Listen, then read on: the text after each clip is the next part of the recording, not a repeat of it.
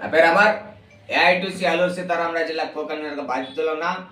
ఈరోజు కూటమి ప్రభుత్వం అధికారంలోకి వచ్చిన తర్వాత బాక్సైట్కి మళ్ళీ తెరలేపినటువంటి పరిస్థితులు నెలకొన్నాయి ఈ రాష్ట్రంలో. అందులో ప్రధానంగా మన గిరిజన ప్రాంతంలో దేశవ్యాప్తంగా ఉన్నటువంటి బాక్సైట్ నిక్షేపాల్లో ప్రధానంగా మన గిరిజన ప్రాంతంలో 6 బ్లాకుల్లో అనంతగిరి, సప్పర్ల, గూడెం, గుర్తేడు, కాటంరాజ్, అలానే చింతపల్లి ఈ ప్రాంతాల్లో 6 బ్లాకుల్లో దాదాపు 615 మిలియన్ల టన్నుల బాక్సైట్ నిధి నిక్షేపాలు ఇక్కడ ఉన్నాయని జియోలాజికల్ సర్వే ఆఫ్ ఇండియా ఒక సర్వే చేసి ఒక నివేదికను సమర్పిస్తుంది.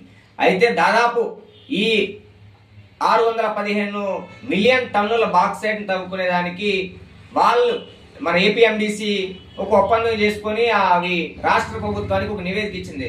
రాష్ట్రంలో 1,50,000 కోట్ల రూపాయలు పెట్టుబడులు వస్తాయి, మీరు ఖచ్చితంగా ఈ బాక్సైట్ తవ్వుకున్న దానికి అనుమతులు ఇవ్వండి అని చెప్పి రాష్ట్ర ప్రభుత్వానికి ఒక ప్రపోజల్ పెట్టింది.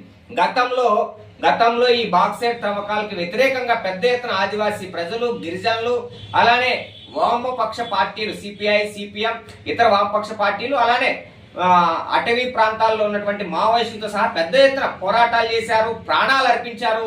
ఈ యొక్క బాక్సైట్ త్రవ్వకాలకు వ్యతిరేకంగా నిలబడి తమ ప్రాణాలను త్యాగం చేసి ఈరోజు బాక్సైట్ తవ్వకాలకి మేము వ్యతిరేకం అని చెప్పి నిరూపించారు.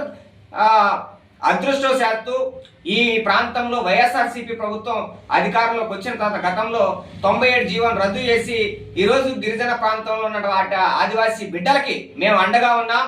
ఏదైతే బాక్సైట్ నిధి నిక్షేపాలు తవ్వకాలకు ఇచ్చినటువంటి జీవోను రద్దు చేస్తామని చెప్పి రద్దు చేసి ఆదివాసీల పక్షాన గత ప్రభుత్వం నిలబడింది. కానీ ఈరోజు మళ్ళీ కూటమి ప్రభుత్వం మళ్ళీ కుట్రపడుతూ మళ్ళీ బాక్సైట్ తవ్వకాలకి మళ్ళీ తెరలేపినటువంటి పరిస్థితి ఉంది. ఈరోజు కూటమి ప్రభుత్వం వచ్చిన తర్వాత ఈ ప్రాంతంలో మైనింగ్ నిక్షేపాలు మళ్ళీ పెద్ద ఎత్తున ప్రారంభమైనవి.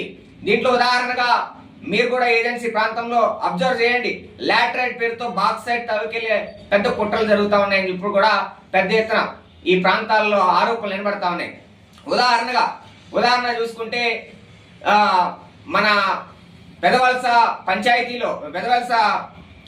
పంచాయతీలో దొక్లూరు అనే గ్రామంలో దాదాపు 11.370 హెక్టార్లలో దాదాపు 3,67,540 టన్నుల లాటరైట్ తవ్వుకునేదానికి దరఖాస్తు పెట్టుకున్నారు. బి రాజేంద్ర ప్రసాద్ ఆయన.